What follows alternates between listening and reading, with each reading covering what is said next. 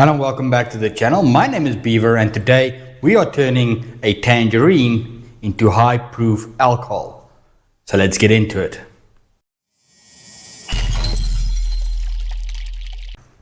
Step number one of turning tangerines into alcohol is you need a shit ton of tangerines.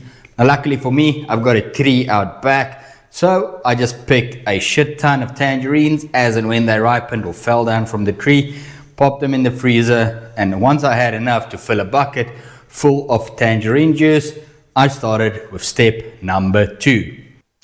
Now step number 2 is peel your tangerines, and once you've peeled them, you need to juice them. So let's get into that step.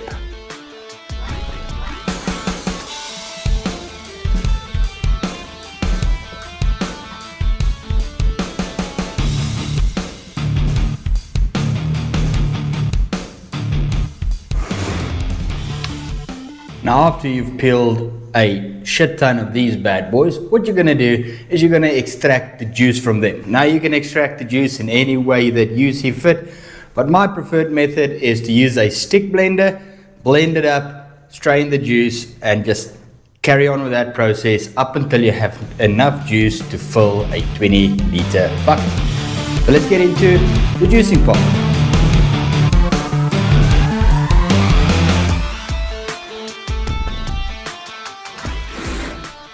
Now after you've juiced the living crap out of it, the next step is to filter this.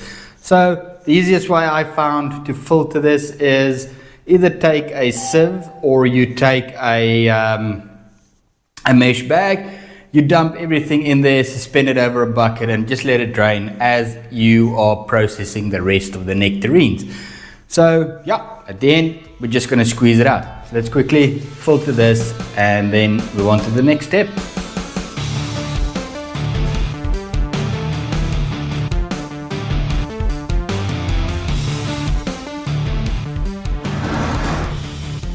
While that is draining, let's move on to the next step. Now for the next step, all you're going to do is you're going to dump some yeast into that once it's done straining, you're going to leave it to ferment and you should end up with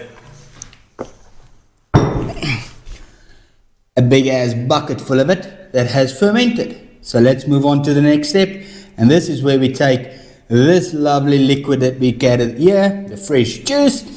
After it's been fermented, now we have to distill it. So let's move over to the still. But now that everything's in the still, we need to get it heating up so we can start doing some distillation. See you at the still.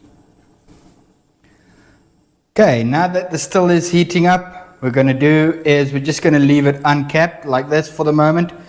Once it's getting up to a temperature where I can start feeling the heat coming off the still at the top, what I'm going to do is I'm just going to put the cap on. The cap is right here. It's going to pop that on there, onto the top there, and I'll see you guys when that is ready. So yeah, see you guys once it's ready to cap the still. Now that we can start feeling the heat heading to the top of the still over here, what we're going to do now is we're going to cap it off. The reason why I do this is that while the still is heating up, sometimes the wash inside of the still starts creating foam, and that creates a boil over. So if I leave the still open while heating up, I just have a little glass petri dish here that I put on top of the opening just to keep some of that liquid and everything to not escape too much into the room. But other than that, I've got the still open to the open air. Now that I can start feeling the temperature coming through here, I want to cap off the still and then start the distillation process. So first on, our high temperature silicone gasket. Next up, our still head goes on. And then finally, with the triclover clamp, we're just going to cinch it down and get it all airtight.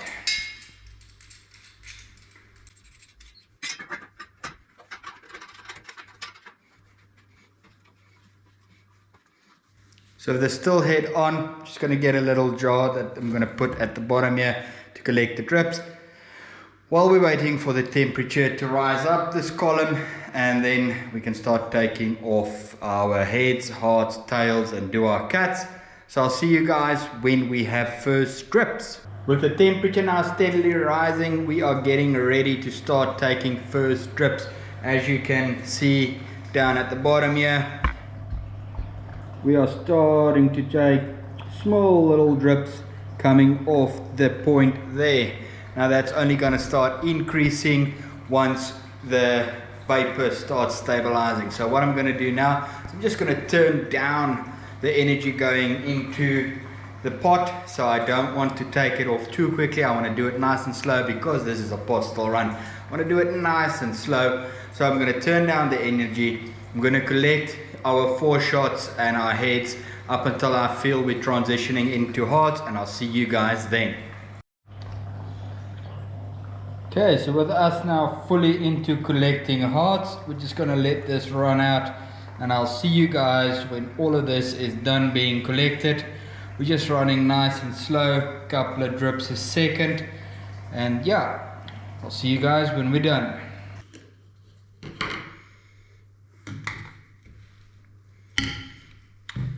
With the run done and the final product proof down to roughly about 45%, let's quickly just double check that. So the final product proof down to roughly about 45%, as you can see there. It's time for the proof is in the pudding, the tasting. So let's quickly taste and see if we manage to turn a standard tangerine into high proof alcohol. First up on the nose, sweet, little bit of a citrus hint, but not too much.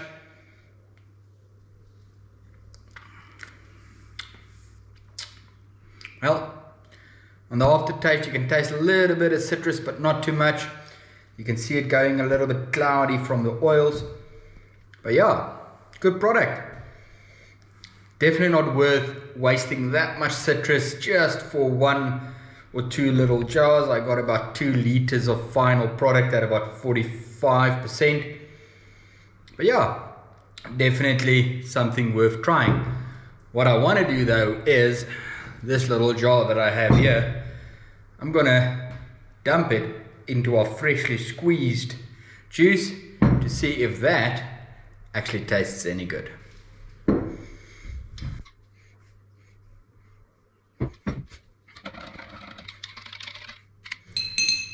Cheers.